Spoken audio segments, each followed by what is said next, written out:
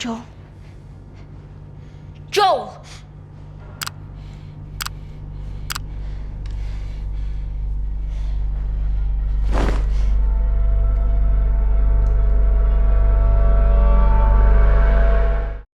The ending of episode 5 of The Last of Us left us with massive heartbreak, but it also left us a big lingering question. Before Sam's infection takes a hold of him, he and Ellie have a heartfelt conversation in the hotel, where we learn about Ellie's biggest fear. And this fear has some pretty big implications. In this video, we are going to break down Ellie's big fear, where it comes from, and its significance for the show, by diving deeper into her past and looking at what it means for her future, all by highlighting 5 key insights. So, let's start with the first takeaway. Number 1, Ellie's big secret. When watching Ellie throughout the first episodes of The Last of Us, we see her do a pretty good job of keeping it calm and collected. Ellie doesn't ever express her fear and maintains a pretty strong sense of humor despite all the terrifying encounters she has to deal with. Ellie's shell that she has created is strong enough to the point that Sam notices this as well. In the hotel, he asks her if she ever gets scared, saying that she never looks like she is. When Ellie answers him, she says that she is scared all of the time. More specifically, she writes that she is scared of ending up alone. With the world that they live in, we certainly can't blame her. But where does this fear really come from?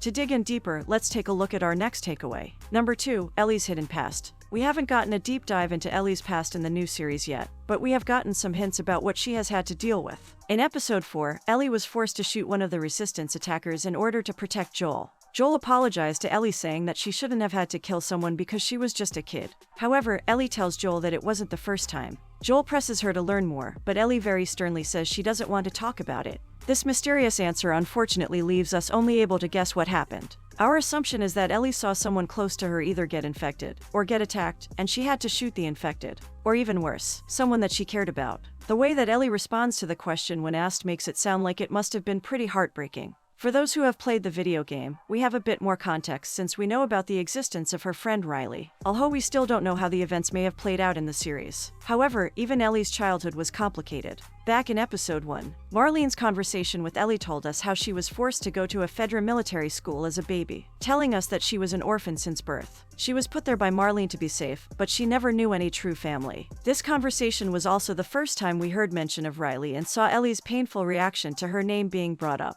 Altogether, it is clear that Ellie has had to deal with the fear of loneliness since childhood, and it makes sense that she doesn't have any strong sense of comfort moving forward. Knowing all of this, it brings us to our next takeaway. Number 3, the consequences of Ellie's fear. One of the most shocking takeaways from the end of episode 5 was that Ellie did not say anything to Joel when finding out that Henry was infected. It seemed like a surprising secret to keep. One reason could be that she really thought that her blood would heal him and that she would not have to worry about him getting infected at all. However, we think the real reason that Ellie didn't say anything is because she was in denial, thanks to her fear of loneliness. It's important to remember that she is still a 14-year-old child, so she can still be a little naive at times. So she very likely still thought Sam could have been okay, and hoped that he would despite the obvious bite. After all, for the first time we've seen in the show, Ellie actually makes a friend and is able to develop a connection with someone. Yes, she has Joel by her side, but we all know it's just not the same as having another friend around her age. During the episode, Ellie was actually able to act like a kid, something that has been taken from her while having to escape the infected. Throughout episode 5, Ellie and Sam were able to share an enjoyment of a superhero comic book, have fun playing soccer together, and even enjoy silly jokes with each other. Ellie might have thought that Sam would be okay, but in reality, it appears that her fear of being alone led her to not want to accept that Sam was going to become infected for real. And,